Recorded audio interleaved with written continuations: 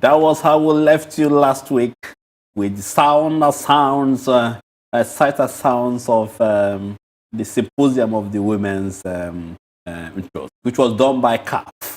Interestingly, everybody came out to support the women and, of course, give them all that they truly need to stand in that platform. Also, the death of Bofi also allowed some of the ex-international to come together and, of course, show their respect. On that note, I welcome you to a program that truly should hold its own. Thank you for joining us. I'm delighted to know that you are there. So much to truly talk about. Only yesterday we heard so much about the Moroccan 2026 World Cup bid. How ready are they? We will. Why not? Dive into it and get out the real aim of what the Moroccans want to get from the 2026, how it has all been. We will give you all of that. We will also, why not, talk to you about the CAF return leg tonight. Most of them we will be playing, and of course some results are already coming in. We will, time permitting, and give you all of that. And we will also look at where it matters, the EPL game today. We will look at what our games are happening in the FA Cup. We will also take a stroll into the UEFA Champions League and the Europa League. All of this only if you stay with us. I haven't changed my name, I won't. On the day I do, you will be the first to know. Chris Obukwala is my name. Indeed, a pleasure to have you guys in there. For those who are far away, they will say it is very, very warm, but for some of us here, a bit cold, if you will.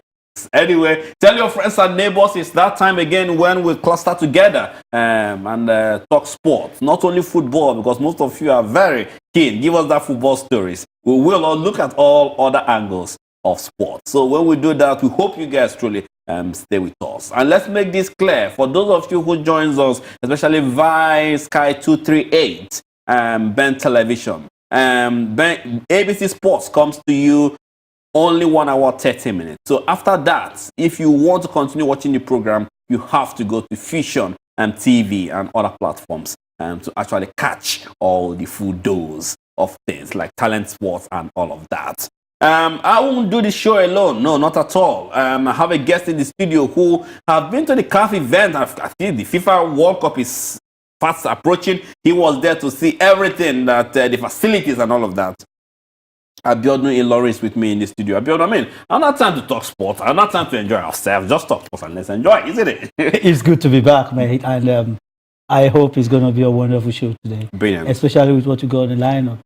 And the problem with this lineup is we have a lot of lineup, but time keeps not being our friend. That's what makes the program. If you say so. So as we will say, you can be part of it. If there's anything that we're talking about you want to be part of course you can. You can hashtag ABC Sports Live. You can, talk to us via the Twitter, all our social media. You can join us in ABCSL. That's ABC Sports Live. Whichever thing you want to talk about, just hashtag, and of course, talk to us about it, and of course, we will bring it on to the live show. These and many more. Our Twitter page, Facebook page, all of them, they're all called ABC Sports Live. So join us. Let's go to this party together. Let's put it that way. But before we really dive into the show, any minute from now, the Commonwealth Games will be on, and it's fast approaching. We will give you a bite. I can't promise of a dose of what exactly other countries are doing, getting ready for the Commonwealth Games. But for now, what is being expected of those hosts? Take a look.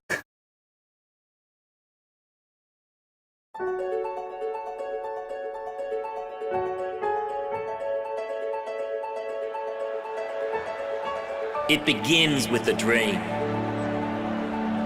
of turning what you like into what you love, into what you live for.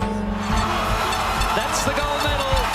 To all the athletes, to all the fans, to those who will come from afar, and those who call the Gold Coast home, we say, welcome to our games. Let the games begin. It seems fitting that a place of unimaginable beauty is now poised to make a generation of new dreams come true. A new world record for Bourke. This has been a performance to remember for all time. Yes, he's won it. He's got it. A fantastic performance from Steve Woodgard. Dreams of going faster, further, higher. Dreams of power, precision, perfection. Breathtakingly beautiful. Dreams for yourself, for your teammates, for the flag you wear inside your heart. A dream of simply being there when history is written. And Usain Bolt, the superstar of world athletics, and he's going to win this one. This is a terrific performance. And when our time comes to host these games, to share our dream with the world, we will give our all in the spirit of sport. We will applaud heroes. And she is Commonwealth champion once again. Cheer new champions. To think she's just 18 years of age. And bring every athlete home. Here in our home, where it all begins with a dream.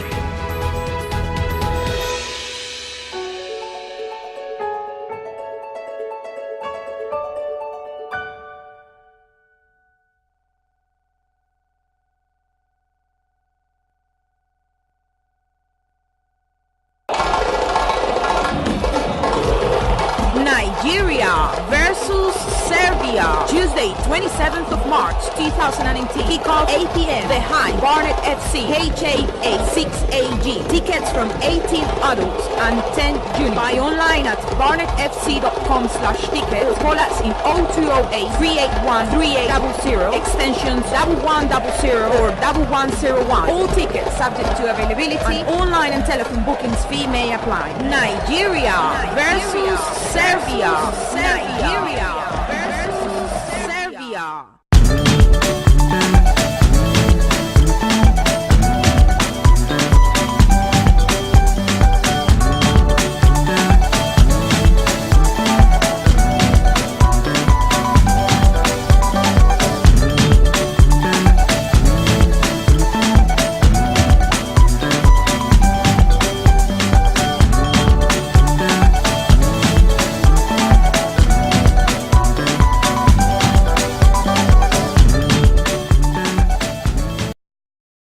You welcome back. It's still your program, ABC Sport. It's your sincerely, Chris Obukwelo. Yes, sir, the Commonwealth Games. And if my brain serves me right, since 1930, it has been on. And of course, plenty of people have been going out there to present their country. We'll talk about it. I'm eager to know what is happening, especially to the African contingent. Nigeria, to be precise, especially Abiodun Lawrence, been in the program today. But before that, promo for the Nigeria game. Nigeria plays Poland, they play Serbia. We will give you all the stories on that. Just wait. It's so much to talk about on today's program.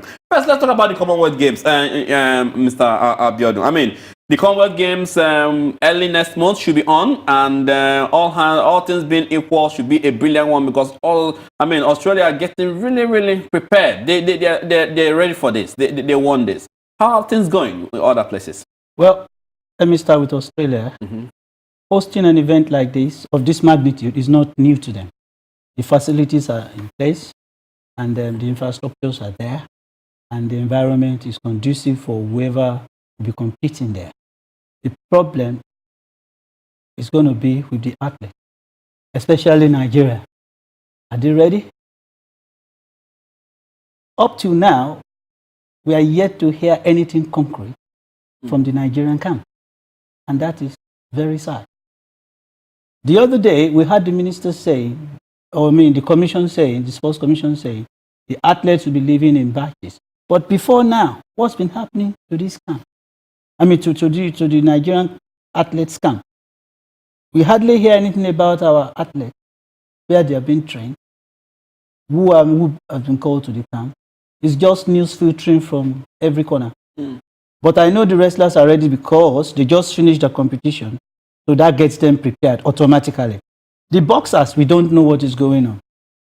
The other day I was at Stonebridge in London, North London, and then one of the trainers told me he cried, Izorite to be precise. He said he cried when he visited Nigerian boxers in Nigeria, that they were actually training under the staircase for you to know how bad things are. So we don't. And they're expected to get a medal. Exactly. And apart from that, looking at the boxing coaches in Nigeria, they are so outdated to a point where they don't even know how points are being counted. Are you joking me? I'm not joking. This is real. So at that point, we decided to say, okay, let us see how we can rescue Nigerian amateur boxing. I am into the professional boxers. If we have to put one or two things in place, we just got to do it. So that is for boxing. What about the other sports? Nothing is being heard. The only thing you will hear about are people jostling for positions. I want to be the president of this association. I want to be the vice president of that association. What are you doing to help this country? Now the Commonwealth Games is here. Nobody is saying anything. Although we had, now that you're pointing out about the Nigerian delegation and the team, we heard that the Minister of Sports of Nigeria, Dalong, who I spoke to yesterday, he told me that athletes are already, being told to go out there and prepare. And of course, they've given out the names of the games they will be competing in. Unfortunately, where the bad story is and which one pains is that the table tennis girls, the ladies, won't be going. But then again, we'll come back to this because I want to quickly take a break because of time. We'll take a break. When we come back to return to continue this, this debate of non-stop. You know what? It's annoying. Let's just take this break. We'll come back. ABC Sports. Stay with us.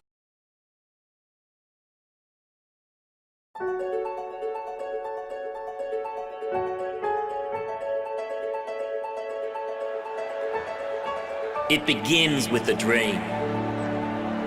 A dream of turning what you like into what you love, into what you live for. That's the gold medal. To all the athletes, to all the fans, to those who will come from afar, and those who call the Gold Coast home, we say, welcome to our games. Let the games begin! It seems fitting that a place of unimaginable beauty is now poised to make a generation of new dreams come true. A new world record for Cork. This has been a performance to remember for all time. Go deep. Yes, he's won it. He's got it. A fantastic performance from Steve Lucas. Dreams of going faster, further, higher. Dreams of power, precision, perfection. Breathtakingly beautiful.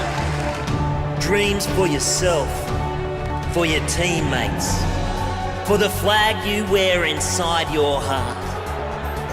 A dream of simply being there when history is written. And Usain Bolt, the superstar of world athletics, and he's going to win this one. This is a terrific performance.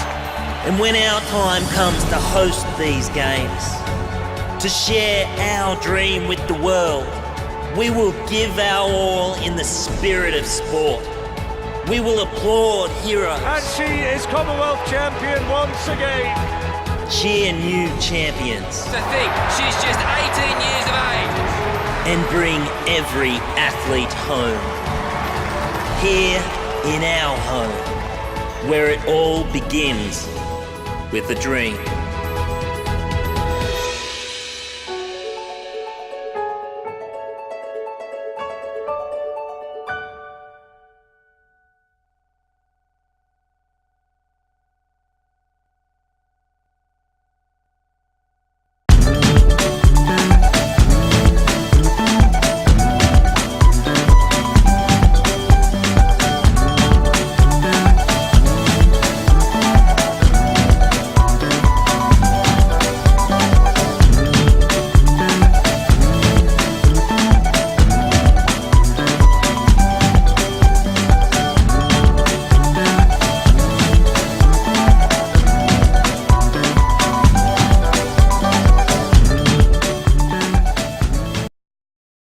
Welcome back. It's still your program, ABC Sport, with your sincerely, Chris Obukwelu. Before now, we've just been talking about the Commonwealth Games and, of course, the shame of African countries not preparing properly. Please, wherever you are, we could like to know what your country is doing for the Commonwealth Games. You can always hashtag ABC Sports Live to get that on. We're happy to listen to your complaints and all of that. And of course, ask your administrators exactly what they are doing to make sure that you are being represented well at the Commonwealth Games that is coming. ABCSL, we do it. Remember, you can always join our Facebook page and our Twitter. Whichever one that pleases you, you're welcome. Follow us with this trend. With me here is Abiodun Ilorin, a man who can hold his own any day. He loves football, but on today's occasion, no, we're not talking football here. We will divert on other stories before we talk about football. There are so many issues to speak about today, and we've been talking about Commonwealth Games anyway. Before we left, you were talking about you were not happy with what administrators are doing, especially with the Commonwealth Games. What is this talk? Look, it has come to a stage where we need to call a spade in Nigeria. Nigeria is the most populous black nation in the world. We ought to be controlling at least some section of sport in the world today. Going by the level of interest our youths have and the natural abilities that we have. We, by now, should have been building on all of this. But what is playing on us? On our ability to perform the way we should be performing. You see people who have not contributed anything, or people who have nothing good upstairs to add to the sport, jostling for positions. They've turned the life of our youth to a ping-pong game. Talking about politics, I know too, we're still in Nigeria. The Nigerians will be wondering what we're doing to them today. But then again, there's so much to talk about, especially when it's not going right. And still on the Nigerian case, I'm talking about people always juggling for positions. Jostling for position, yes. We look at basketball, to be precise, in Nigeria. There are so much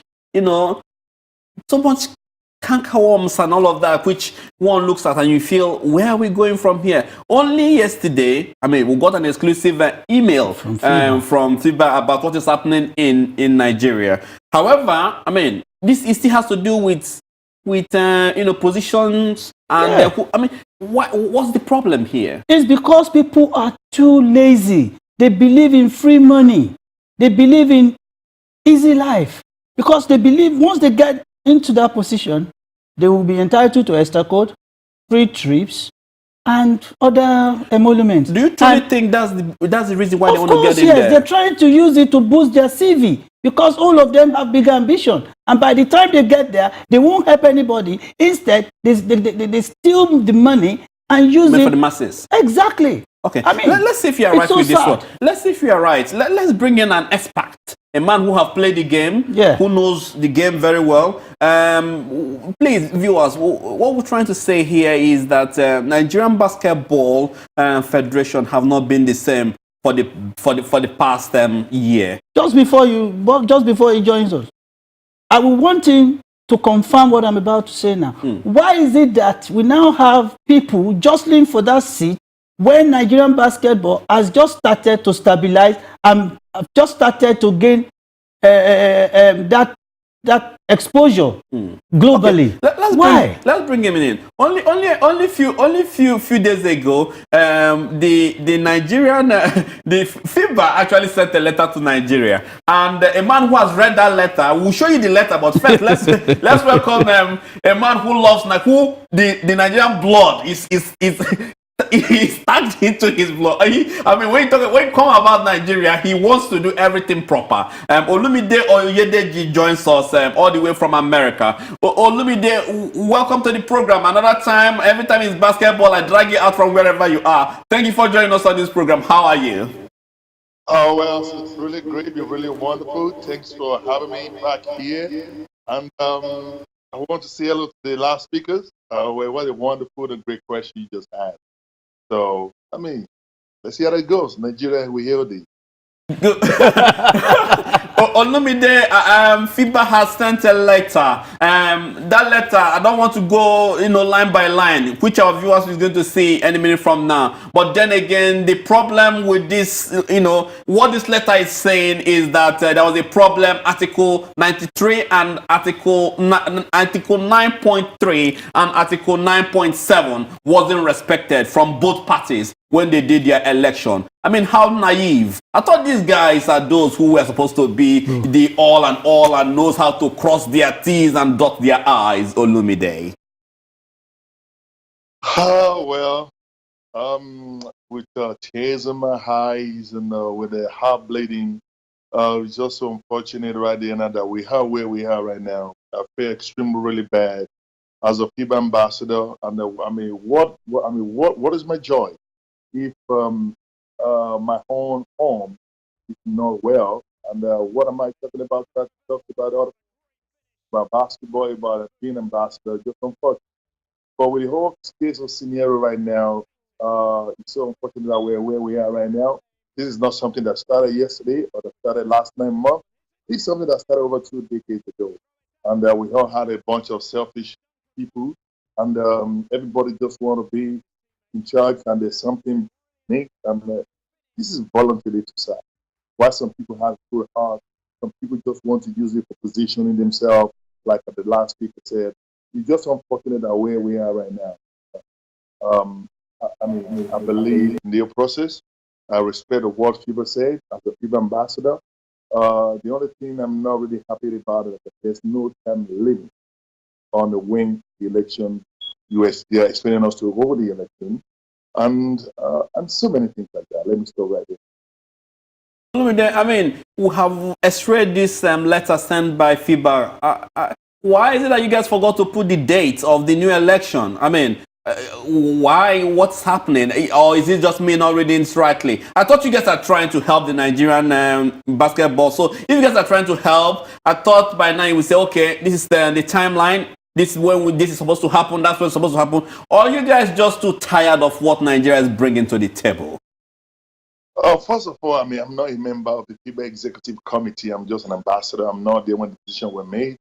When decisions were made, I knew that they had a 3 fact finder people came to Nigeria. That's based on their report. So they said that we didn't. Article 9.34 and Article 9.7. They said that we did not obey that. We did not follow that.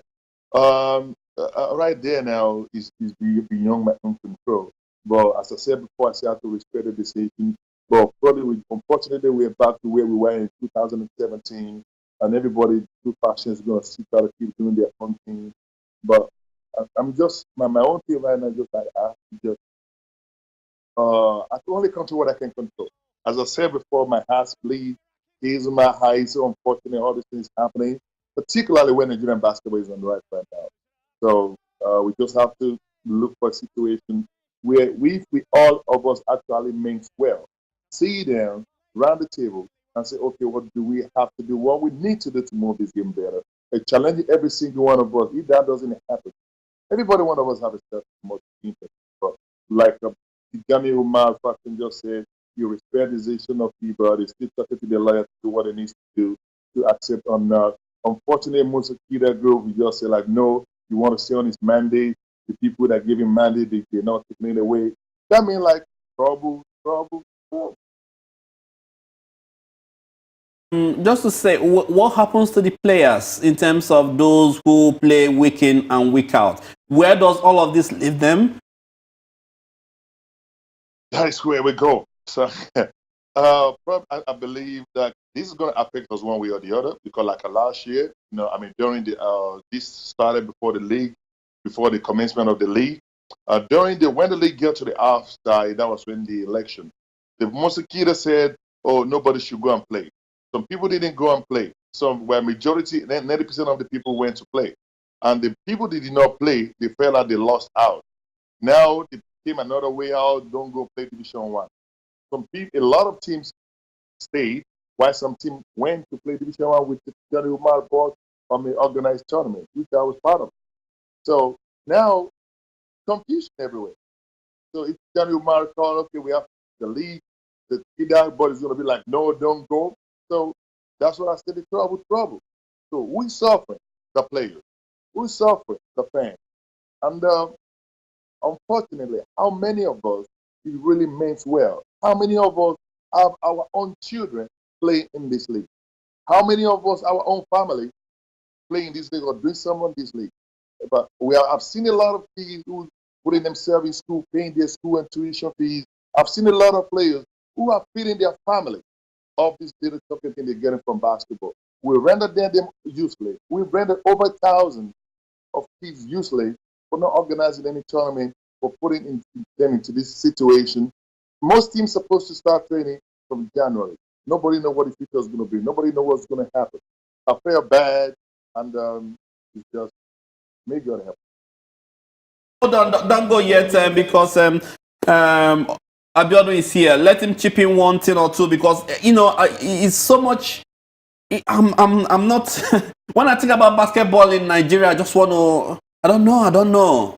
Have some relapse if you may. But this is so disgraceful, especially now that we have talents that are rolling in. Abiodun. Yeah. Let me start from the side of FIBA. Nigeria should count themselves very lucky that they've not banned us. This same thing happened in football, where Giwa faction and the Pini faction rolled on for about 3 years until sports arbitration guys stopped Giwa completely. I think it boils down to the federal government and the policy that brought all these administrators into play. Don't forget, our politicians always like to give back to whoever supports them. And one of the ways they give back are all these small positions. I think until we have a system where integrity will be the order of the day and not impunity, that's when we will begin to have peace in these small bodies. The same thing happened in karate. What's it called? Taekwondo. These sword people, these arrow people. Who? The one... Archery? Archery. The same thing happened in archery. And the other guy died. Felix Okugbe. He died fighting for that position. Now it's happening in basketball. Football, it's not dead. It's just relaxing. The only fear there in football is the fact that FIFA will just hammer you straight away, unlike FIBA. And it's happening on all the sections of our sports in Nigeria. My question to Olumide is, psychologically, how much damage? Let's forget about these players now. How much damage has this thing done to the career or potential height these guys can get to professionally? Good. And if there is a way, can we do something outside of the FIBA or Nigeria Basketball Association so that these guys can see other areas where they can use their talent until these guys settle down and they can play for the national team? That's the question, because it's our ambassador. If we know the way forward, is there anything we can do outside of these people?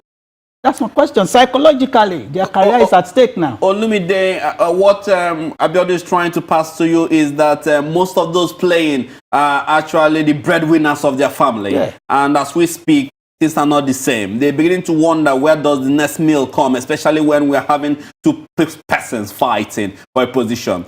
But then again, Olumide, I hope you are still there. We'll quickly take this break. Keep, arranging those points. Yeah. Keep taking it. Okay. Olumide, we will go on a quick break. And when we come back, it will be time for you to answer the questions we have. There are so much for us to talk about in here on ABC Sports. Stay with us because when we come back, so much to talk. We have the friendly matches. Morocco is playing, Nigeria is playing. There is 4 nations tourney also coming up. All of this, I tell you, is so much on the program tonight. Only time we decide how much we truly should give to you. We'll take this break. When we come back, ABC Sports continues.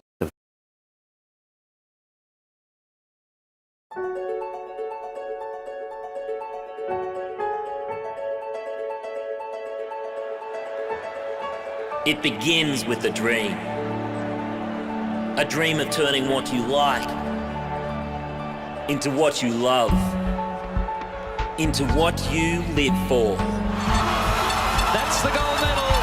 To all the athletes, to all the fans, to those who will come from afar and those who call the Gold Coast home, we say welcome to our games. Let the games begin. It seems fitting that a place of unimaginable beauty is now poised to make a generation of new dreams come true. A new world record for four. This has been a performance to remember for all time. Go to Yes, he's won it. He's got it. A fantastic performance from Steve Lucas. Dreams of going faster, further, higher. Dreams of power, precision, perfection. Breathtakingly beautiful. Dreams for yourself, for your teammates, for the flag you wear inside your heart. A dream of simply being there when history is written. and Usain Bolt, the superstar of world athletics, and he's going to win this one. This is a terrific performance.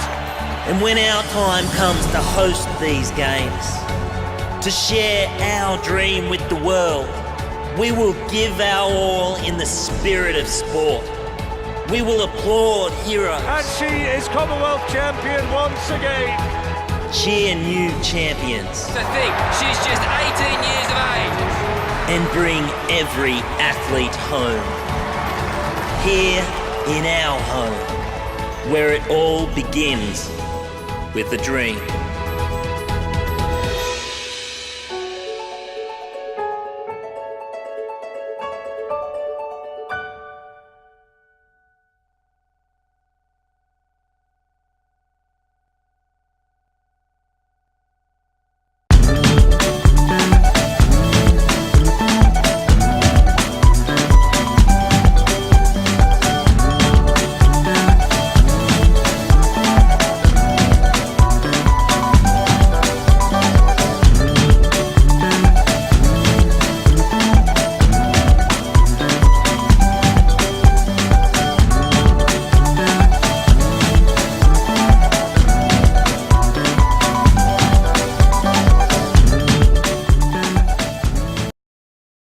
Welcome back. It's still your program, ABC Sport, with your sincerely, Chris Obukwelo. If you just joined us, not much you haven't missed. We've just been talking about the Commonwealth Games. We've pulled out of that. And of course, we're now looking at basketball and, of course, how bad it has been out there with Nigerian basketball. And with us, it's Olumide Oyedeji. But then again, as we keep saying, perhaps especially for the Commonwealth Games, if your sports minister or the ministry is not doing very well, please hashtag us and talk to us on things so that we'll help you and help every other person investigate. Hashtag ABC Sports Live, so it is ABCSL, and of course you will get into it. And of course the basketball story and what is coming out here that you're hearing from us, you want to be part of it, hashtag write it out, and of course we could pick on that. Olumide Oyedeji, who joins us now from America, we're showing the bad state of things in Nigeria. Olumide, I mean, I don't know, but we're looking for a way forward here.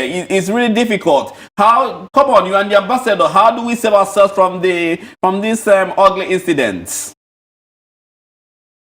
Well, I could say that Mr. Ilori, Mr. Biodun Ilori said a lot, and I thank Chris. This is not only happening in Nigerian basketball alone. I know we have the same issue right now as I'm talking to you. Nigerian Rugby Federation, the Nigerian Rugby Association, they're under suspension by the body. And now we still have the same problem in Taekwondo. We have problem in karate, archery. We have even problem going on also in Athletics Federation of Nigeria. So, and it's problem everywhere. And that's when, I mean, you cannot make it happen that way. So they are two separate. So, unfortunately, where we are right now. And about just jump straight to basketball. I mean, a lot of players have been affected with all this. But, I mean, the only way they say they have to move forward is to just have a shoulder league. So they have to have another league. It's a FIBA rule. They still have to be sanctioned by the National Federation of FIBA. So except you have to come with a private individual who come up with something like a tournament, like a championship, like something to engage this youth. But right now, if you are a country, will you put your money in the house that is not in order? So all this thing is affecting Nigerian basketball. So who want to put his money on it? Nobody want to associate themselves with it somewhere that is going to give them negative publicity. So until we put our house together and get these things done right, it's still going to be this way. And I said it before in a platform that some people want to just knock my head off. Until the boxers in the ring of Nigerian basketball drop their boxing glove and leave, Nigerian basketball will not happen. Own opinion. What you're trying to say is that the two factions should please dethrone themselves and leave the stage so that the young ones can take. I think you said this the last time you were in here. Oh, let's be able to give a thought on that. I mean, this is what he believes should be the solution. Look, I always call those elderly people analog until they change from analog mentality to a digital mentality. Who are those causing problems for us in Nigeria? They are the same old recycled people. Even at the national government, they are the same old people. They will tell you, I have 20 years experience, 100 years experience, but you've not done anything meaningful for us. But here are young, talented, and exuberant blood trying to bring in new ideologies. You won't give them the opportunity. Why? Because you have the power, you have the money, you have the connection. So I got to put you down. So it is now in our hands to say no to impunity. We, the young bloods that are coming up, it's high time we tell them to say it to their face right now. It's either you bolt out or we don't allow you to move. And let everybody be on a standstill. Let them ban us on all fronts. Olumide, and let the world see our problems. That reminds me, Olumide. I mean, I haven't seen you done any rally. I'm ready to pay for one for you to take off that flag. And seriously, I'm happy for you to do that in Lagos, Abuja. Go cry. I'm ready to pay some money for you to go out there and make your son known. Take them out, and you guys should, get these things moving. You guys are the people we know for basketball. How many of them played basketball? Remind me. I can't remember. Hey, come on, Chris. Probably, but you know one thing, Nigeria, you have to understand the environment where you are. The environment like the United Kingdom or the USA, Asia, Europe, where they appreciate and they understand what I mean by fundamental human rights. We are in a country that we all understand the Nigerians, how with Nigerian mentality are. But I still believe there's a situation where I'm a bush typical Yoruba boy. They say that the Yoruba provide the elderly people. They say that if a young man has a new clothes like an elderly man, he can never have the old clothes like an elderly. And probably in the situation, we're still going to need these poor people for the experiences, just to switch, just to help, just to motivate. Okay, from my experience, we need to do this and do this. But no one is try to turn themselves to done. But even, Mr. Alori, even, sir, for your information, sir, we have even moved beyond digital. We have now go scientific, So probably the things right there, now the situation is already different. I probably believe every single one of us have something positive to contribute if we want to contribute that positively.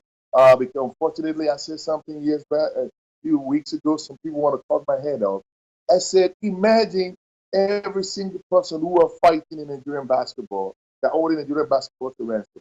If we pull the experience together, collectively, we have had over 250 years of experience collectively. Tell me how great Nigerian basketball will have been. Try to make these 250 years of experience, try to make it one. These guys, for now, let's say something that makes sense. How are the basketballers? How are they preparing? What is next for the basketballers, those representing Nigeria? Please give us the breaking news. Let's hear. Probably, they have about 12 players representing Nigeria right now. They will be representing Nigeria at the Gulf Coast. Commonwealth Games, they have 6 home players joined by the 6 foreign players. I believe the 6 foreign players are going to join them in the Gulf Coast, and the 6 foreign base home base players have been camped for the past 3 weeks or so. Despite the condition for the last 2 weeks or 3 weeks, not really conducive, but nevertheless, they have to do what they need to do to keep practicing. So I know we have a very tough group with Canada and Australia in their group, Canada, New Zealand, and Australia in their group. But basketball, just got to get ourselves there. Yeah, that was my question. Do you think the boys can perform? I mean, does it really matter if they perform? I mean, their house is on fire and they're going out to perform. Does it really matter? I mean, even if they bring the gold home, the gold will still be burnt because the house is on fire, for Christ's sake. Well, I mean, I believe the other team is going to have 5 players on the court at the same time. You're going to have 5 players on the court at the same time. Anything can happen. They just have to believe in themselves, stay dedicated, stay devoted, forget about what happened and whatever happened, and just go do their job and do whatever they need to do and need it to be done. So the rest one is secondary. So anything can happen. So I'm probably going to see upset, and we have to make sure that the players need to follow whatever the coaches ask them to do. Just follow the game plan. I'm sure the coaches is competent and intelligent enough to know what they need to do. Thank you very much for joining us. Truly a pleasure. But then again, I wasn't too happy with you not telling me, what we should really do. My producer, I've been told, my producer is trying to ask. Listen, let's talk about this. You have 2 factions, although you have said that it could be better for these 2 to leave. But let's look at it critically. Of course, they are not going to leave. Of course, they're happy to sit put and fight it out. But 2 of them who are ready to take Nigeria, are ready to take Nigerian basketball to high grades, still did their election and yet doesn't understand that there's an article they have to follow. Then where are they leading the people to if you don't understand that there's an article which you have to follow? Annoying. Sorry, but my emotions are all over the place when I think about basketball in Nigeria. Chris, I mean, point of correction. And I did not see that the over 2 people should leave. But I mean, no sincerity right now. My opinion, I think any of the 2 people who are fighting for the president, they can still be the president for the next 3 years, 4 years. I have no problem with that. So I mean, they can still be. But what I'm still saying is that right there in that situation is like, I mean, we need to put our house together, get everything, and make sure we're right. So if you have to score, I mean, I'm not trying to be selfish. You have to score Musekida, who has been there, who they're doing it on for the last 9 months. We went from being number 16 in the world, then we became number 32 in the world, and we were celebrating. What are we celebrating all about? I mean, there's nothing you have done about it on game, about it grassroots development in basketball in Nigeria. So we have, but Tijani Omar, what has been, they've been kind of just keep doing. I mean, as I'm talking to you right now, they're having Division 1 and Division 2 going on in Ilorin right now. And you say we have no money. Where does the money from? Musekida Group, they say they have borrowed Nigerian 350 million naira. Borrowed in 2-3 months. What you doing with the money? I've been with Nigerian basketball for years. I mean, we never spent 350 million for the national team, both male and female, in 2 years. And this is money that you say you spend in 2 months. Come on, do the maths and know, compare and contrast. We understand the picture and the puzzle you try to put together. A very big thank you to you, Olumide Oyedeji, for joining us, and of course, extracting the letter that have been sent to Nigeria via FIBA. Truly appreciated your time in here. Thank you, Olumide. Thank you very much. Thank you for having me here. What can I say? Pity story, isn't it? More than pity. I mean, when I heard what you said as he was rounding up, 350 million naira borrowed for competition, and you have not spent a dime on your national team. It's so sad. Which means you have the opportunity to help the national team, but for selfish reason, you choose not to, and you are killing the game, telling Nigerians you truly love the game. Some people should be in jail. I agree. Some people should be in jail. I do agree. Anyway, it's still your program, ABC Sports, with yours sincerely, Chris Obukwalo. We've been x-raying exactly what has been happening in Nigeria. And of course, with what we've seen on ground, it's like almost all the sports is either banned or it's not working.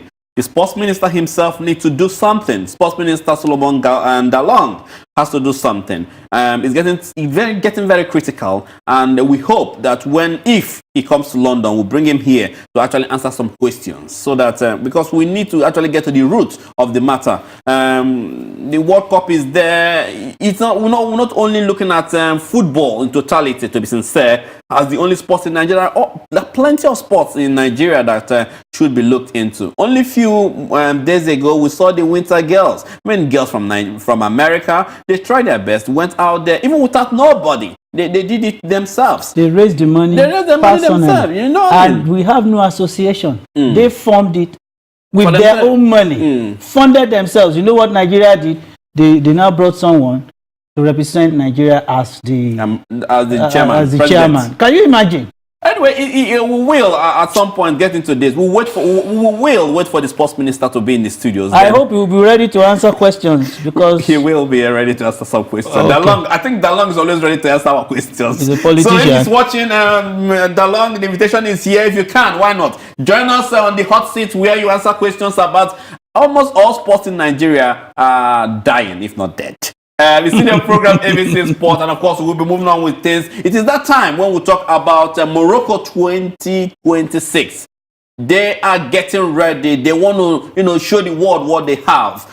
They are indeed saying, please give us this, because they will. Morocco is getting ready. They have sent so many things out there. They're promising an environmentally friendly, compact, passionate grounds for FIFA World Cup with a meaningful legacy. I tell you, the Moroccans are really doing it together for one goal. They have shown that they really, really can do it. And here on this program, we are giving our total support to no other person but Morocco, as they are itching to go for 2026. We'll take another time out. When we come back, we will then dive into what is happening out there in Morocco and how they are getting ready. Don't also forget, we will be looking at the EPL, Europa Champions League, the CAF Champions League, and every other thing that has to do with sports.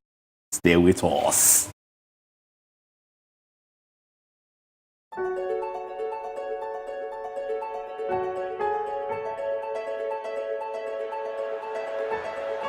It begins with a dream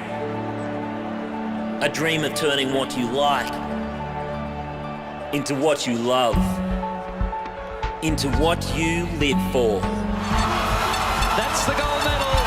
To all the athletes, to all the fans, to those who will come from afar, and those who call the Gold Coast home, we say welcome to our games. Let the games begin. It seems fitting that a place of unimaginable beauty is now poised to make a generation of new dreams come true. A new world record for four. This has been a performance to remember for all time. Go, Dave. Yes, he's won it. He's got it. A fantastic performance from Steve Lucas. Dreams of going faster, further, higher. Dreams of power, precision, perfection. Breathtakingly beautiful. Dreams for yourself, for your teammates, for the flag you wear inside your heart. A dream of simply being there when history is written. And Usain Bolt, the superstar of world athletics, and he's going to win this one. This is a terrific performance. And when our time comes to host these games, to share our dream with the world, we will give our all in the spirit of sport. We will applaud heroes. And she is Commonwealth champion once again. Cheer new champions. To think she's just 18 years of age. And bring every athlete home. Here in our home, where it all begins with a dream.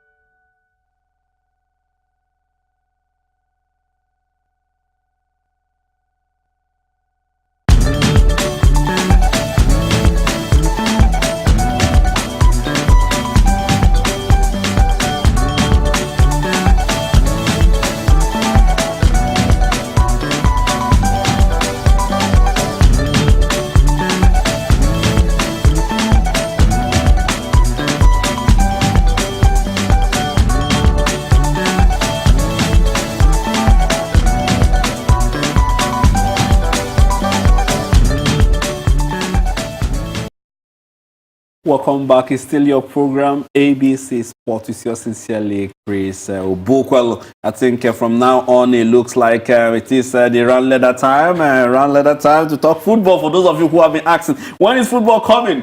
It's that time when we talk football. First, let's start with a country who has they beat it so many times, but yet they won't give it to them. But this time around, they are sure and that they will be getting it. We are not too sure about that. Only on Friday, information reaching us states that they have submitted their bid to FIFA and they are now ready to soldier on. They say they are there not just to run around or for communication purposes, but they are there for victory, they have said. Joining me on the program right now is who has been here, but then again, we're expecting that Tunde joins us also to talk about this. Tunde Adelakun has just joined me also to look at stories concerning African football and every other thing. Don't forget that Abiodun is also still here with us. Abiodun and Lauren is also here with us. But before we bring in Tunde, let's quickly talk to Abiodun. Abiodun, they have submitted their bid. What that simply means is that they are in the queue for the World Cup 2026. Yes, what that simply means is that they are serious. And come June 13 in Russia, the 207 members will cast their vote and the decision will be taken. So it's no longer stories. They are in it for good. But if we have to go by what the former president said, Joseph Blatter, he said the experience of Japan, South Korea's hosting the World Cup a few years ago didn't go down well. And if we have to hold on to that, that is saying there might be a negative point for the Americans, Canada, and Mexico co-hosting the World Cup. Yeah. You know, this will be the first time we're going to be having 48 countries. That's right. And how can 48 countries be dividing themselves into three countries? It's going to be a negative area for the American. Let's bring in Tunde. Let's bring in Tunde. Tunde, we have seen, Morocco, chase this 94, 96, and 98, 2000. We also saw them. 2006, we also saw them do this. 2010 edition. They've been chasing this. It never came to them. Is this the best time you think, Tunde Adelaku? Welcome to the program. Thank you. Good evening, all. Of course, there is no better time for Morocco to put in a bid to host the World Cup of 2026 than now. It will probably be sixth time lucky for them, considering the fact that the opposition is strong in terms of the fact that we're talking about America. But also you have to think about something. One of the things that struck me anytime I look at that joint bid is this wall that will be built between America and Mexico. How are we going to scale that wall to go and watch games in 2026? That will be very difficult. You got that right. Good, Tunde. I think that's a very good one. I think I'm very, very impressed with that notion. And with that, you know what I'm going to do? Because of you saying that, let's really see how beautiful Morocco is. Let's see how sweet Morocco. For those of you who perhaps doesn't know what Morocco is tendering, let's go back to their bid and see how beautiful it is. We'll return after this.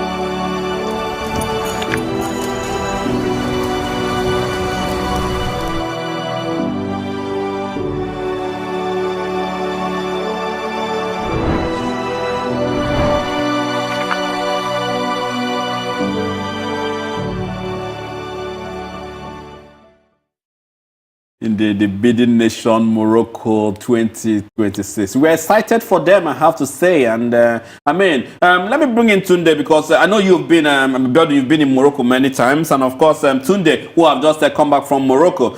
What are the notions? How would this help Morocco develop football in totality and every other thing? Tunde. Not only will the Moroccan bid and a successful Moroccan bid help Morocco, I think it will help the continent of Africa.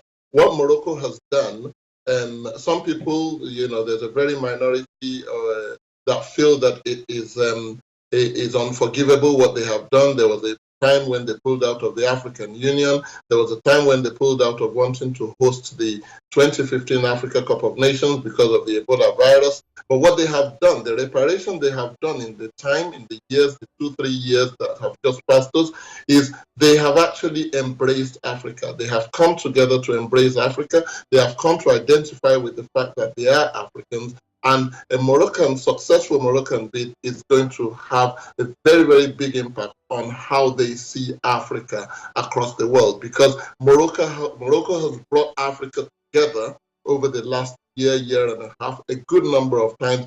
Division is starting to recede. We're starting to see less and less of conflict between nations as far as football is concerned. And Morocco has spread its tentacles. They have signed cooperation agreements with no less than 35 football associations across Africa, and there's only 54. So they have actually covered quite a lot of ground, and we believe very strongly that a successful Moroccan bid will do nothing but enhance the quality of football and the development of football and the ability, the way they see the image of African football across the world. Abiodun, how do you think that the World Cup could help Morocco? Well, economically, that's a fact. And even if it's a stunt, it's still going to boost the economy.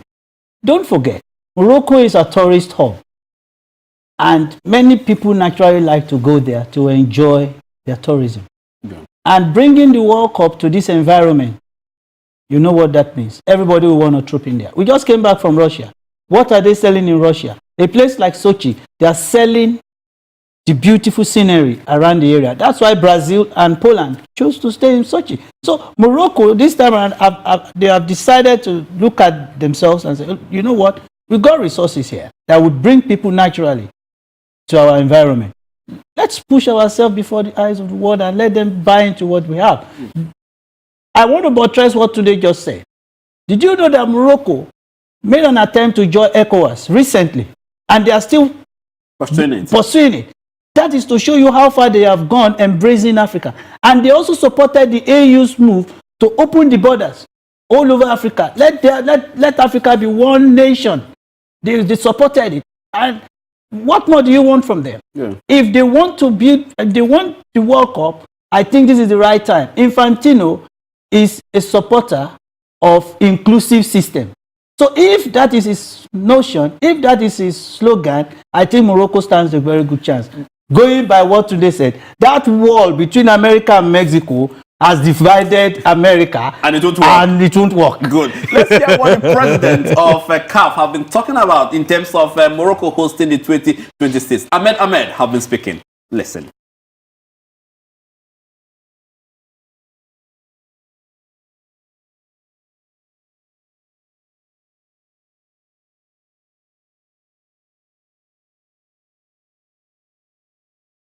D'une manière générale même, c'est un catalyseur pour le développement même de l'Afrique. Pas seulement du sport, ni du football, mais le développement même au niveau de la jeunesse africaine.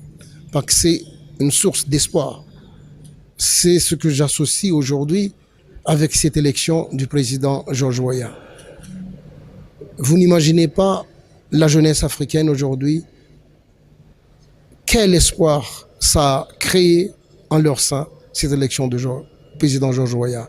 Et que nous, en tant que responsables et dirigeants du football en Afrique, nous le félicitons sur ça et le remercions sincèrement pour cet engagement. C'est un engagement très noble, pas seulement pour le Libéria, mais pour tout le continent africain.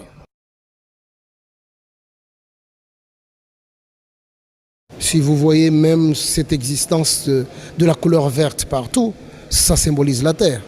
Donc, vous avez vu la Coupe du Monde en Afrique du Sud. Un petit peu, et l'Afrique était en demi-finale, on ne sait pas si c'était en finale.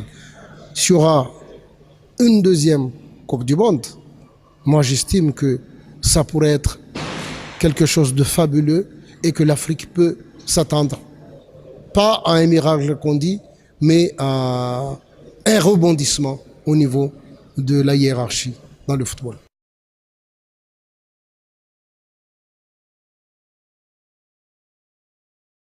Ahmed believes that all is good and they're ready to go. But then again, the question will remain, apart from seeing Africans at the World Cup, Tunde, if you, let's get Tunde in for this one. I mean, the World Cup is nearly upon us. We will come back to discuss about all friendly matches and all of that. But then again, will it be up to 2026 before we see an African nation leave the World Cup, if we may say?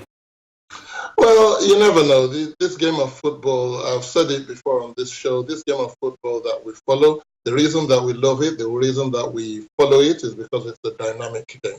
Things change, things happen. Leicester won the Premier League about 2 seasons ago, so why can't an African team win the World Cup in 2018 or in 2022? It's very possible. There's nothing wrong with that notion. However, with the infrastructure that we have got, with the knowledge and the technology that we have got, it is not too far-fetched to say that let us hope that at the very worst case, by 2026, we should be in stead to actually win the World Cup. However, if it comes earlier, we'll take it. Why not? Very optimistic from Tunde Adelakunde. But Abiodun, do you think that an African country can actually win the World Cup before during the 2026 World Cup? Why not? I answered this same question on Tokyo Television 2 weeks ago. I told them point blank, football is a game of 11 against 11. Whoever gets it right wins the day. Don't forget, we now have a more confident African players playing abroad. They are now beginning to take their position as naturally gifted players who now imbibe the technology and the science of football. And that's why we have the likes of Mo Salah, the other guy, the Senegalese playing for Liverpool as well. I've forgotten his name. Yeah, now, Mane, God bless you. Now, they are not just the two guys we're talking about here. We have several African players who have come up and developed that thick skin and imbibe the science of football. Because what is the difference between Africans and the Europeans? It's the science of football. Level of concentration, self-belief, and psychology. We now have players who said, okay, fine.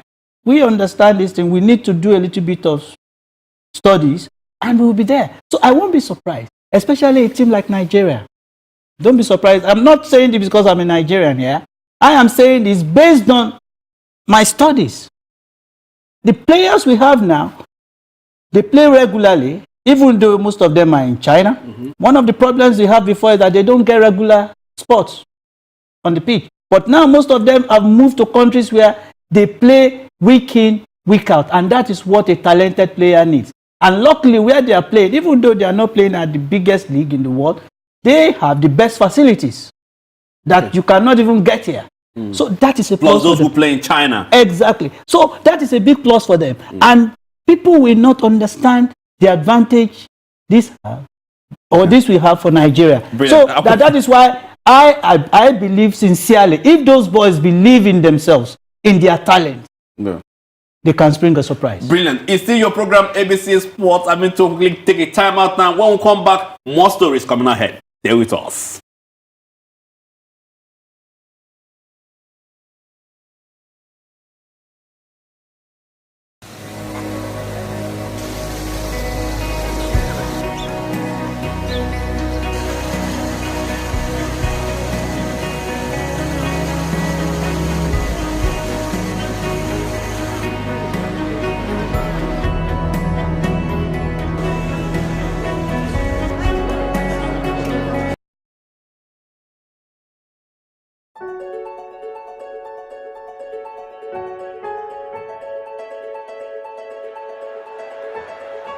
It begins with a dream. A dream of turning what you like into what you love, into what you live for. That's the gold medal. To all the athletes, to all the fans, to those who will come from afar and those who call the Gold Coast home, we say welcome to our games. Let the games begin. It seems fitting that a place of unimaginable beauty is now poised to make a generation of new dreams come true. A new world record for four. This has been a performance to remember for all time. Go deep. Yes, he's won it. He's got it. A fantastic performance from Steve Lucas. Dreams of going faster, further, higher. Dreams of power, precision, perfection. Breathtakingly beautiful. Dreams for yourself, for your teammates, for the flag you wear inside your heart. A dream of simply being there when history is written. And Usain Bolt, the superstar of world athletics, and he's going to win this one. This is a terrific performance. And when our time comes to host these games, to share our dream with the world, we will give our all in the spirit of sport. We will applaud heroes. And she is Commonwealth champion once again. Cheer new champions. To think she's just 18 years of age. And bring every athlete home. Here in our home, where it all begins with a dream.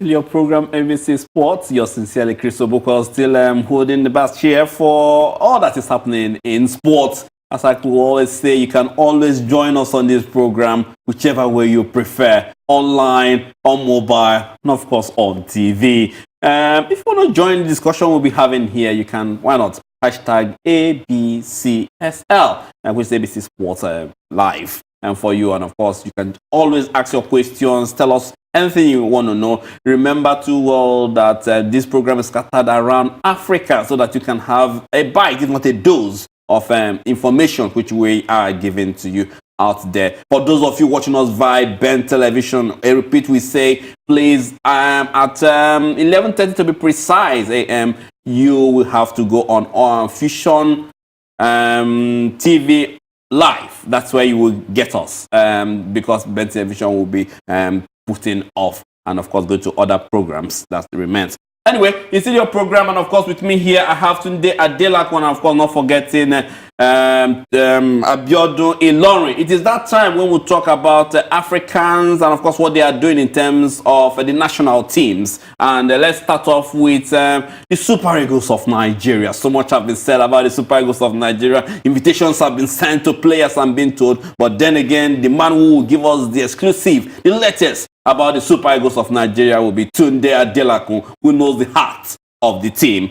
Tunde, let's bring you in again. What do we need to know? The die is cast. Poland is here. Serbia is here. But then again, those information which makes you the main man to catch. We wait for them. Well, as you say, invitations have been sent out to 28 players to report to camp on Monday in Poland, in Wrocław, where a game will be played on the 23rd. I think that's on Friday. against Poland, the Polish national team.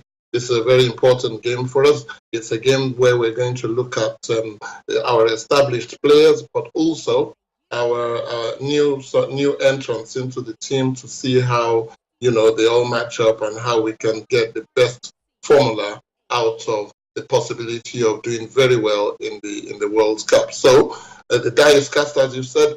We're looking forward to them playing their games today and tomorrow, and then on Monday they will go to the airport and go on board and meet us in Poland, where we're going to play against Poland. And then we come back to London at the Hive Stadium in Barnet. We're going to be playing the Serbian national team. These are two very, very top teams. The latest FIFA ranking came out yesterday or day before, where we saw Poland climb to number 6 in the world. We're number 52, and we still feel that we've got a battle to fight and that we can actually make a good show of it against them. But winning is not the key thing. It will be great to win for confidence, but winning is not the thing. It is getting the facts right. I note what Biodun said earlier on about the fact that we can spring surprises here and there.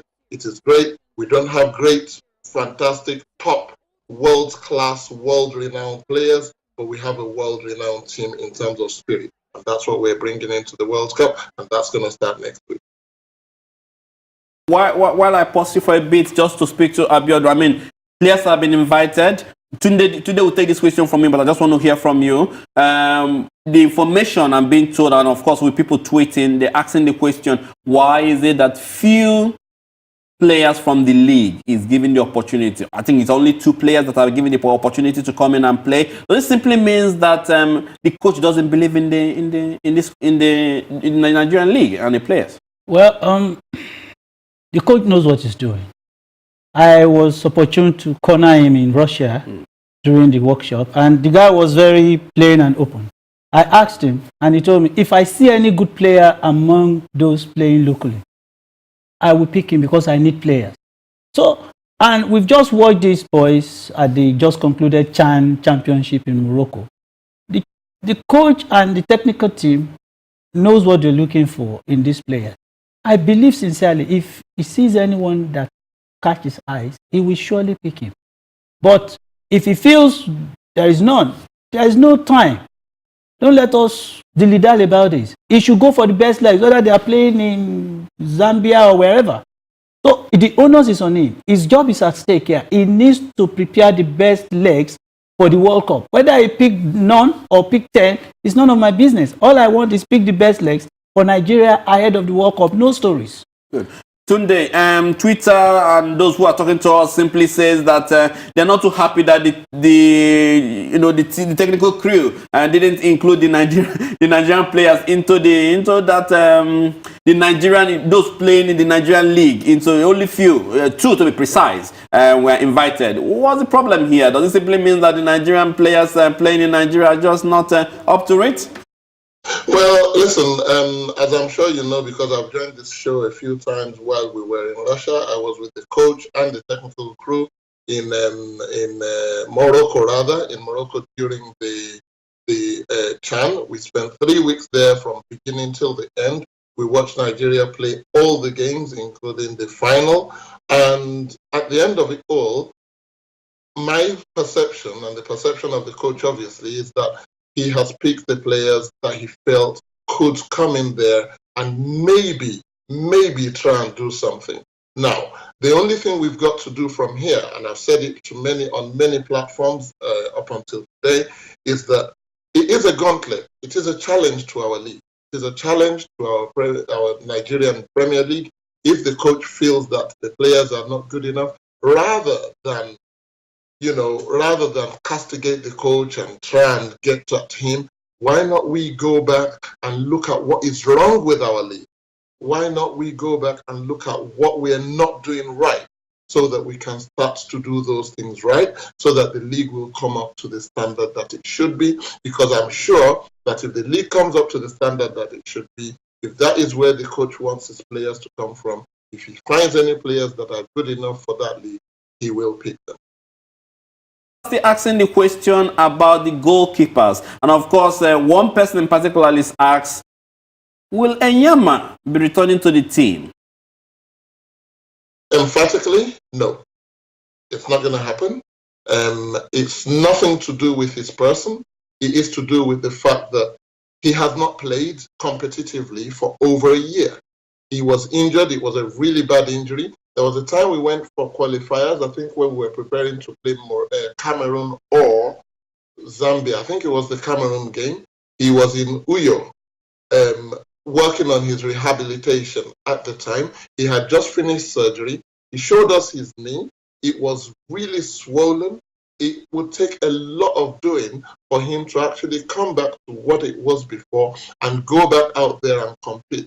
If he was competing, if he was playing regularly in his league, then maybe he would have a bit of a chance. It's nothing to do with what happened in the past, because I think Coach Garnacho spoke to him a good number of times, and if he was still playing, he will put himself instead. But why would we want to put a goalkeeper who has not played competitively for 2 years to come and play because we've got a problem of goalkeepers? I think sentiments should go out the window, because Biodun said it. We need our best players for the World Cup. Our best players, our fittest players, not historic players, not people who have done something in the past, but people who are capable of doing something in the future so that they can write their own history. And I think at this stage, Enyama has done his bit. If he comes back after this, great, he'll be welcome in the team. But right now, between now and June, I doubt it very much. Biodun, reactions? This question, I personally asked the coach. And maybe I will send you the clip. He was very emphatic. He said, what are they, Tunde just said. He Tunde works with the coach. He told me point blank, Abe, don't ask me this question again. Enyama is a no.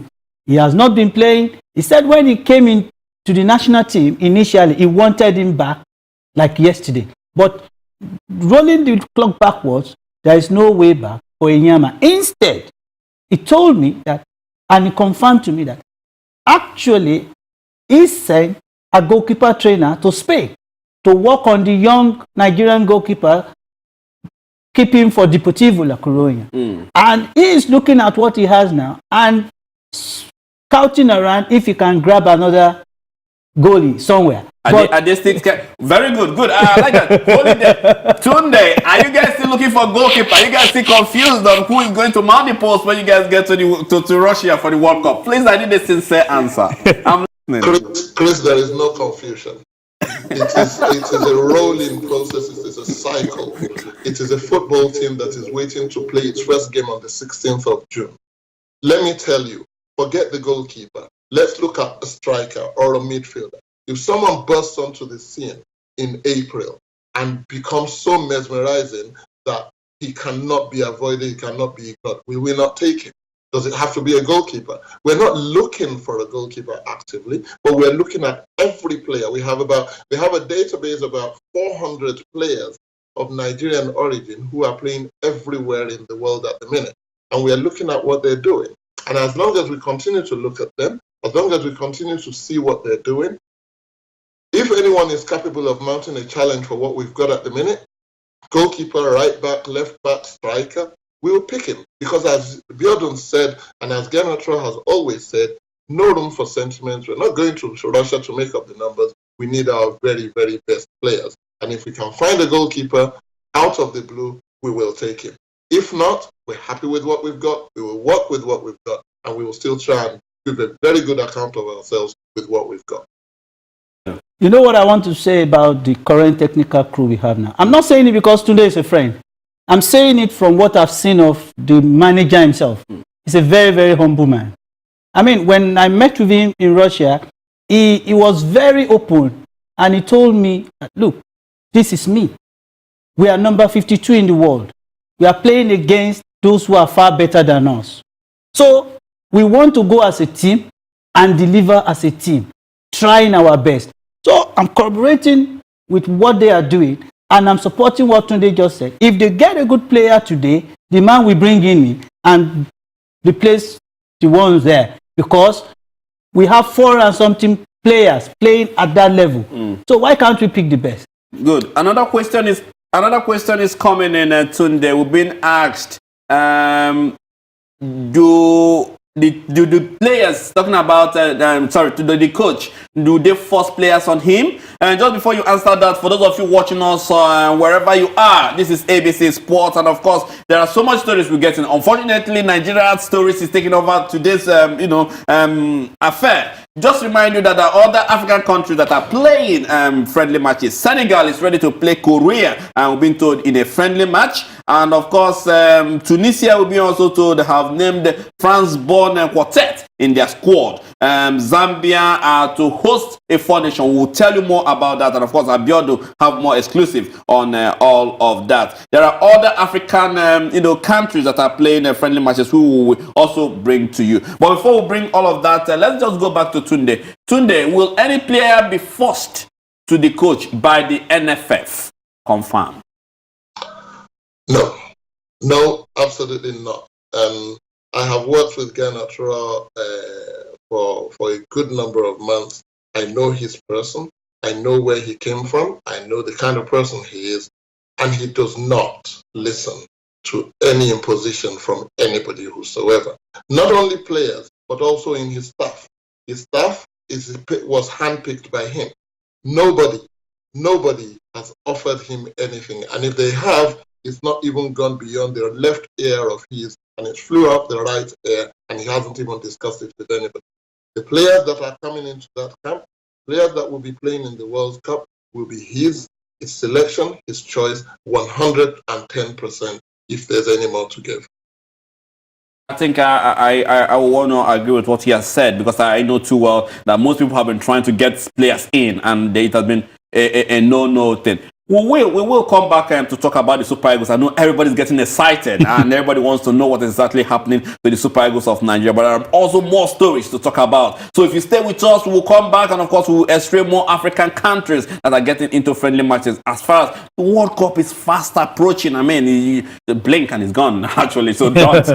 We will also talk about the EPL, the FA Cup, and of course the CAF Champions League. I hope I don't forget that until the program ends. For now, we'll take this break and we'll get to return. Stay with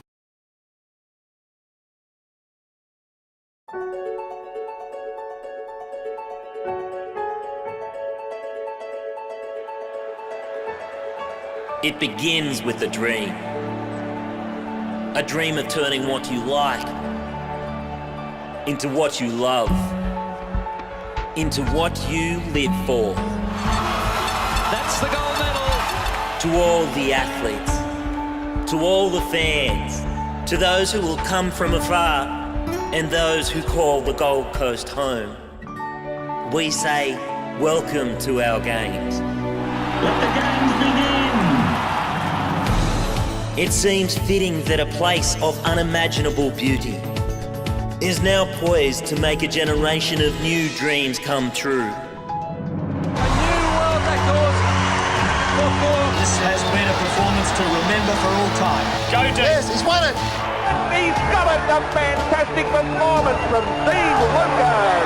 Dreams of going faster, further, higher. Dreams of power, precision, perfection. Breathtakingly beautiful.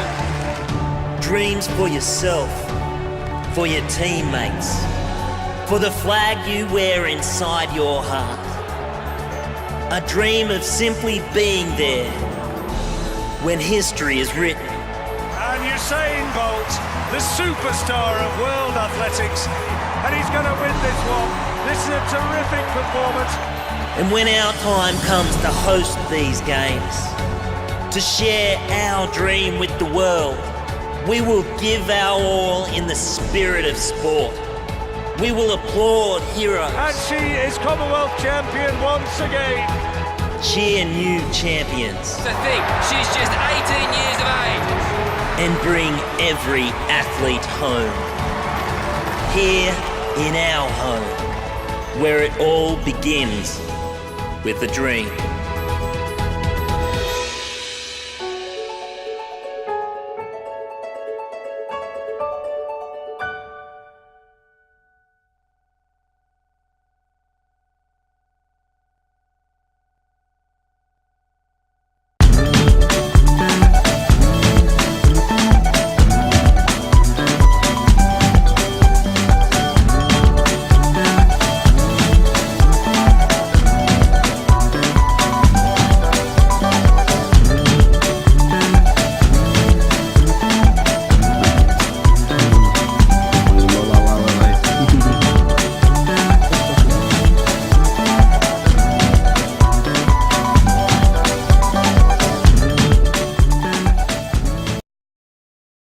Still your program, ABC Sport, with yours sincerely, Chris Obukwal. If you're just joining us, perhaps you've missed a whole lot, if you have to put it that way. But then again, we won't close the curtain yet because there are still more to discuss on ABC Sports. With me here is Tunde Adelak who's standing by, and of course we have Abiodun Lauren. They have all clustered around to give you all that you truly deserve on a day like this. Any minute from now, the FA Cup, the Premiership are all on. We will hopefully touch on all of that before we round up the show. But for now, we're still estraying the road to the World Cup, seeing African teams, how they can truly perform. We've been estraying the Super Eagles of Nigeria, seeing if they can do any better at the World Cup. Then again, they have their hands full against a Polish side that is well polished. And of course, they also have to come to London and play Serbia. But there is a problem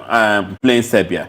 And the problem is that I always beg the Nigerian Footballers Federation to please bring these games to London so that you, the viewers, you, those in diaspora, can actually see your Super Eagles. But then again, you disappoint me by not buying tickets to see these games.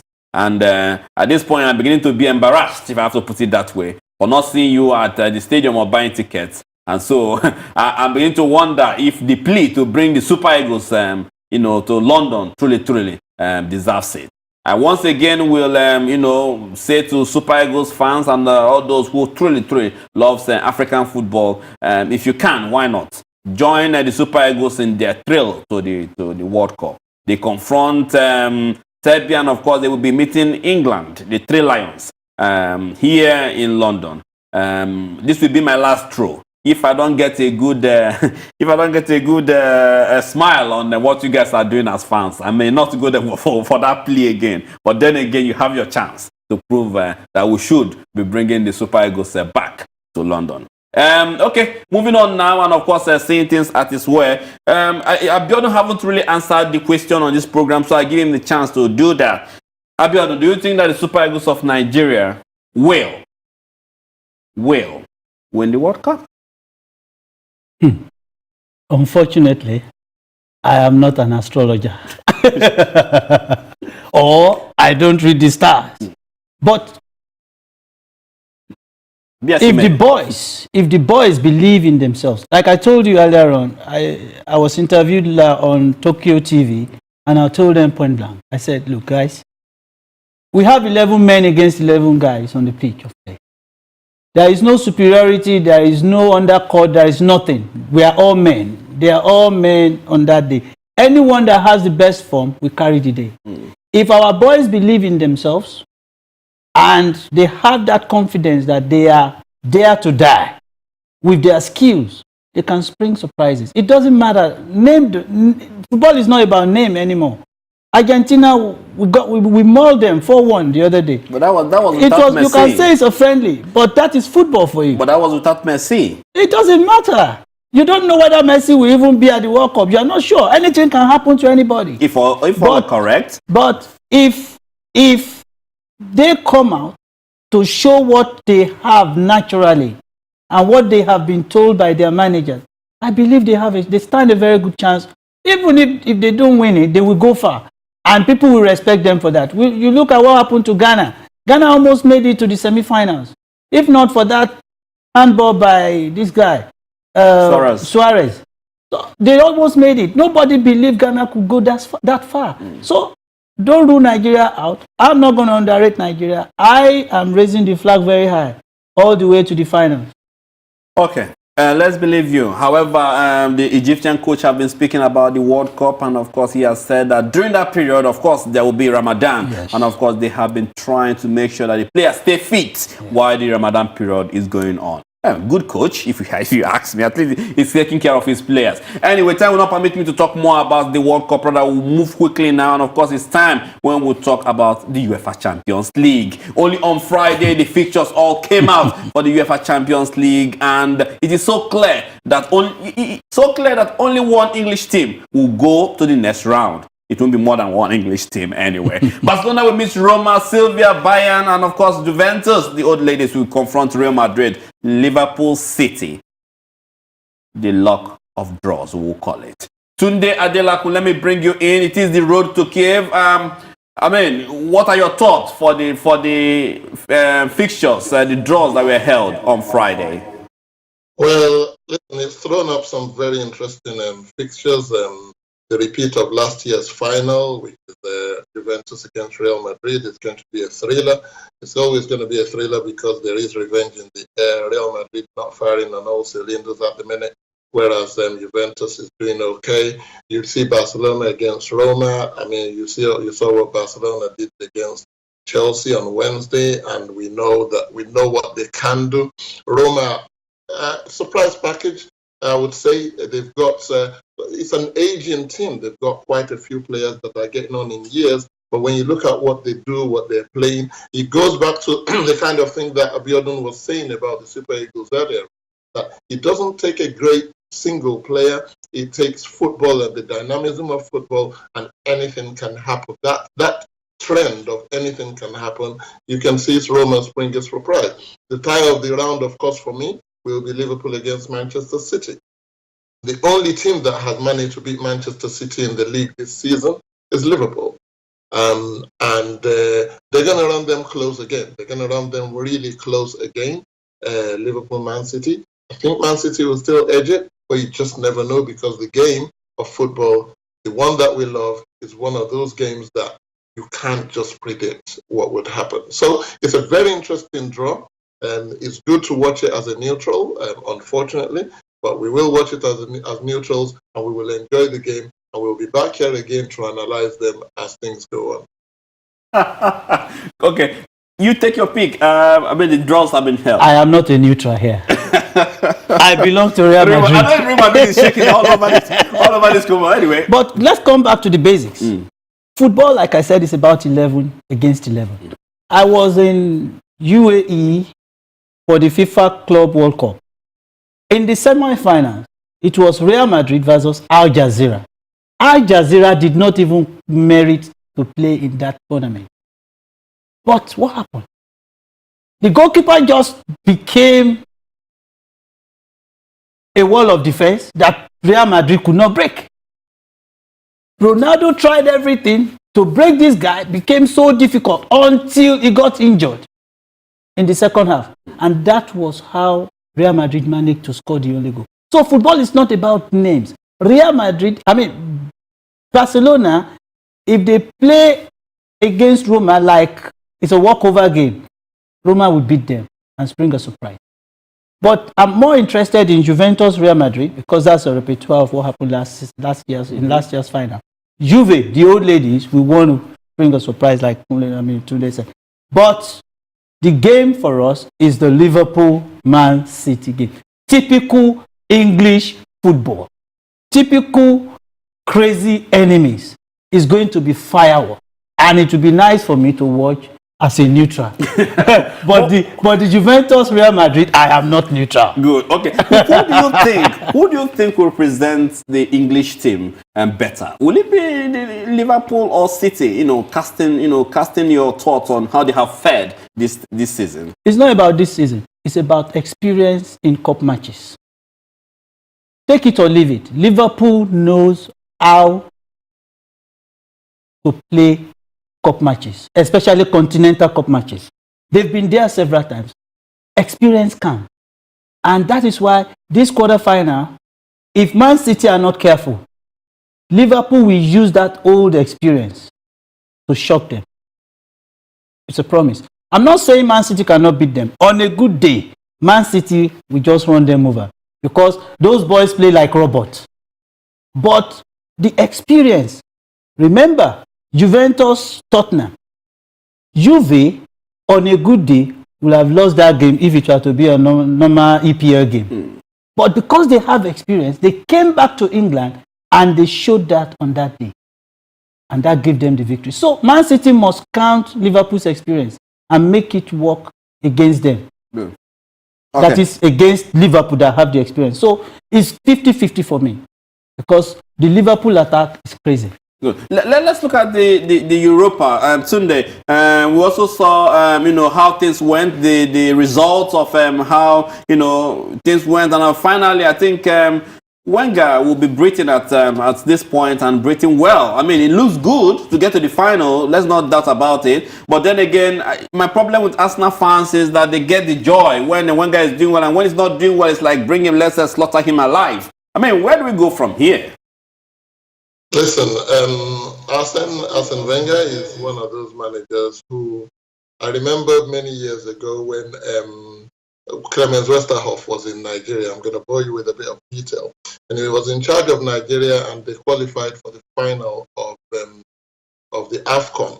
And the then president of Nigeria, Abacha, wanted to speak to all the team, including Westerhoff.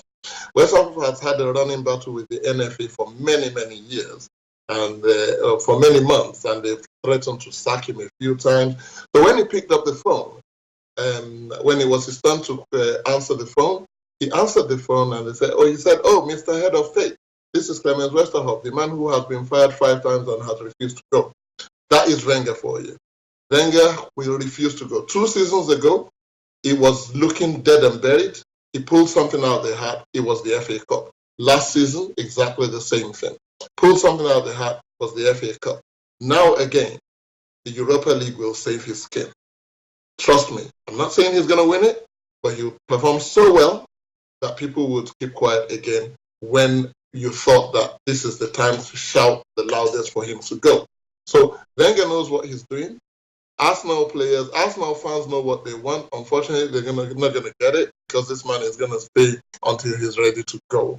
It's not going to be down to them. It's not going to be down to anybody. It's going to be down to him. They've got a very good chance of going to the semi-final. And once you get to that stage, it can be anybody's game. And Arsenal look good at the minute. They've gone through their bad spell. I think they have got the quality to go through. I'll be delighted to see my friend Ahmed Musa come and play against Arsenal. It's a good matchup for me. But I don't think they'll actually be able to cut it. Atletico Madrid is the one that we need to watch out for. They're on fire. But I think there will be a surprise along the way, and they will not get to the final. And if Arsenal get to the final, then they'll win it. The fixtures. The fixture favors Arsenal. It favored Arsenal very well because when you look at the way they play against AC Milan is not a bad side. But some way, somehow, all of a sudden, these Arsenal boys just came out from the blues and they started playing good football again. I'm not saying it's down to Wenger. It's not down to Wenger. It's down to the boys. The boys knew they have failed. The boys knew what they're doing, but some way, somehow, it's favoring Arsene Wenger. So, the boys want to make a name for themselves.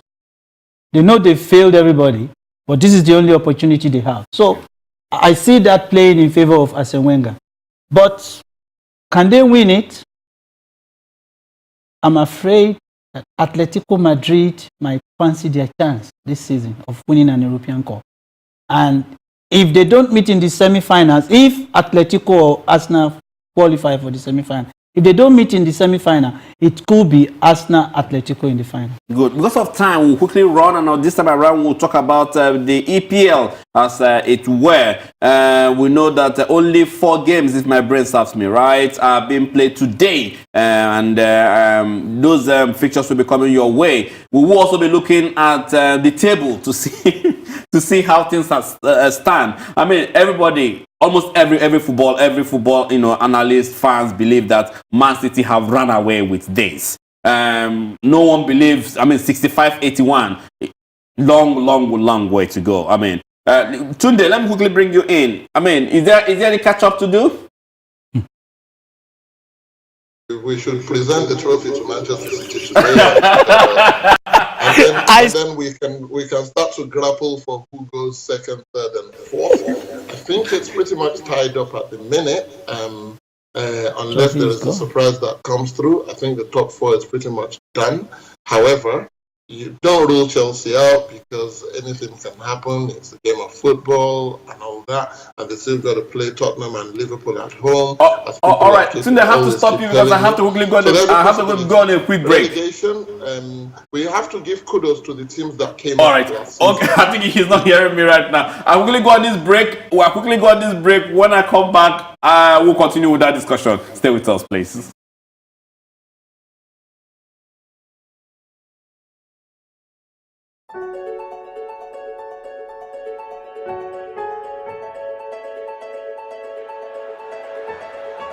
It begins with a dream. A dream of turning what you like into what you love, into what you live for. That's the gold medal. To all the athletes, to all the fans, to those who will come from afar and those who call the Gold Coast home, we say welcome to our games. Let the games begin. It seems fitting that a place of unimaginable beauty is now poised to make a generation of new dreams come true. A new world record for four. This has been a performance to remember for all time. Go deep. Yes, he's won it. He's got it. A fantastic performance from Steve Lucas. Dreams of going faster, further, higher.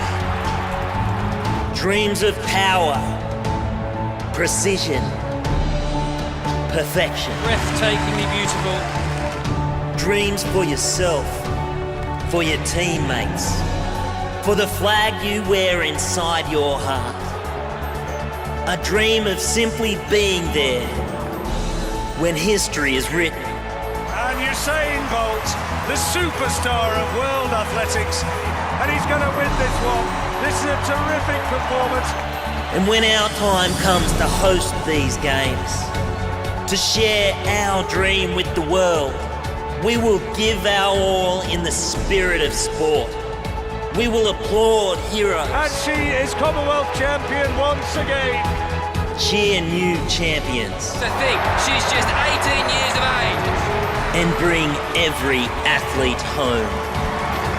Here in our home, where it all begins with a dream.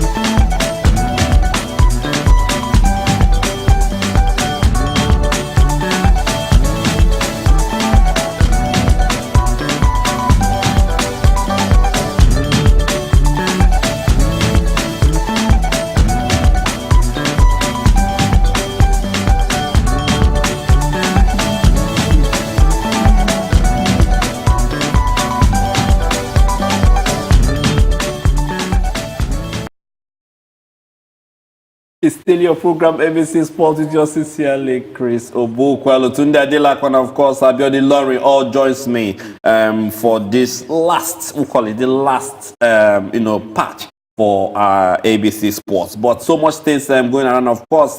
This story nearly slipped past us, but we won't allow it. Let's bring Tunde in now and, of course, talk to him about this. Abiodun, while you listen, the VAR, they will call it, have been approved for the FIFA World Cup in Russia. Not everyone was really delighted with the, VAR thing, especially with UEFA saying they don't think they'll be using it for the next season. Tunde, your reaction on that? Well, I've always been very cautious of giving approval to the video assistant referee phenomenon because I remember in 2009 we went to Cape Town, preparatory to the World Cup. I was sitting with an esteemed number of guests, FIFA event, and one very famous ex-England player said, "When they watch this, they're going to bring it in at some point, but what's going to happen is that it will slow the game down and you would never get any solutions from it." And while it's good to clear up certain things, I think sometimes the controversy it hypes up the excitement, and I'd rather have our game flow rather than go to a television screen and wait and waste time and it being determined by some computer. And so I'm against it. I'm dead against it. I think it could be good to clear up certain things, especially when you're not a neutral. But as a neutral, you just want the game to keep flowing. But all the best to them for bringing it into the World Cup. Let's see how it works out. Let's hope there will be no controversy around it. And long may it live, if that's what the football family want. Abiodun, we have had the Premier League say, no, this is not working for us, and we are not sure this will be brought in for the next season. Also, the UEFA Champions League says, no, we're not going to be using it. But this have worked for the rugby, it has worked for cricket. I mean, what's wrong with working for football? If you look at the trend of events in the world today, the world is going virtual. And it's just a matter of time before they get it right in football. And believe it or not, it's going to help the game. The only problem we have now is that they are still trying to get it right, especially the human side of it, the referees. The calls are not being made properly, and those behind the equipment itself, they are still learning. So until they fine-tune it to a point, I'm a lover of technology, and I know how well this thing can serve football, how well it can help the game, how well it can add more peps to the game. What will happen is that by the time we get used to it and we don't have any more controversies in the game, people will naturally embrace it.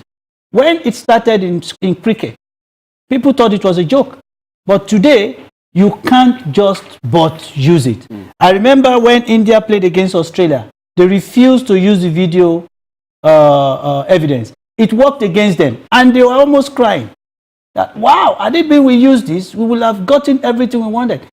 About slowing the game down is just because people have, I mean, those who are managing it, they are still in the process of getting used to it. And mind you, in America, what they've done is that once it comes to that, they have other things that cover the space. Good. So you won't even feel it. Everything works seamlessly. I think we need to give it time. Good. Let's talk about the EPL, please. Time is making me not know how to fix this on you. Let's talk about the EPL. The EPL game, the fixtures, and how it's going to be. Today, earlier now, you have said, let's just give the trophy to Man City. It's already and in the this is how it stands for the big boys. Does anything change Tunde from 1 to 6? Does anything change from that road, you think? I think 1 to 6 is pretty much tied up. The top 6 tied up, even in that order. But I may be wrong. I would like to be wrong for my own reasons. However, I think the top 4 is sorted. Number 5 is sorted. Number 6 is sorted. So and nothing's going to happen. All I want to do is give credit to the Huddersfields and the Brightons and the Newcastles who came up and fought and are going to remain in the Premier League next season, because it's always a tough order for people to get that done and get it right. And unfortunately, the clubs like Southampton and West Brom and that, well, live to fight another day, I suppose. I think that's pretty much tied up as well. I see Liverpool swapping position with Tottenham. Okay. And I think we should be talking about who will be going down. Because the first 6 is sorted. Who will be dropping off? What do you think then? Well, I think West Brom is gone, so to say. And if care is not taken, West Ham might join them. Yeah, West Ham haven't been too good this season. No, they might join them. I can't see Southampton going down. Possibly Crystal Palace. Okay. Because of time, we'll leave it at that. Information reaching us from yesterday says that if for those of you who follows the league anyway, former Italian striker Mario Balotelli, only a few days ago he was playing, and of course he thought he had some racial abuse on him. Complained to the referee gave him a yellow card. Can I just tell you guys that yellow card since the investigation started, that yellow card is no longer going to stand because it's, you know, it has been rescinded. Anyway, time won't allow us to go deep into this. That's why I tell you guys 2 hours is just like a minute in here. And the CAF Champions League is on. This evening there will be so many games coming in. Time doesn't also allow us to do the analysis. But I promise by next week we will find time to talk about the CAF Champions League and give CAF that league that they really, really want to push forward. A big thank you to Tunde Adelakun, a man who has stood with us and, of course, given us all that truly. Tunde, thank you very much for joining us, and I will hope we'll hear from you very soon. Thank you very much. Have a good weekend. You too. Thank you. Abiodun, this is Have been great. So much to still talk about. I mean, I can see many lights of on here telling me more stories are still here. But then again, time is never our time to talk sports in here. Thank you very much for coming to the program. Thanks for having me. Brilliant. It has been your program, ABC Sport, with yours sincerely, Chris Obukwole. A very big thank you to all of you. Remember, even when we leave the studios, that doesn't stop us from listening to you or looking at everything that you have to do. Always hashtag ABC Sports Live with ABCSL. And of course, we will pick it up wherever we are. The producer, Clem Leach, and of course, not forgetting director, they will make sure that these things are done properly so that you all will enjoy exactly what you want. We will go fishing for the story and of course, ask the administrators the questions. That's how we draw the curtain for today. Let's do this again next week with another 2 hours to be spent talking sports. I haven't changed my name, I won't. On the day I do, you will be the first to know. Chris Obukwole is my name. So long, everybody. Bye-bye now.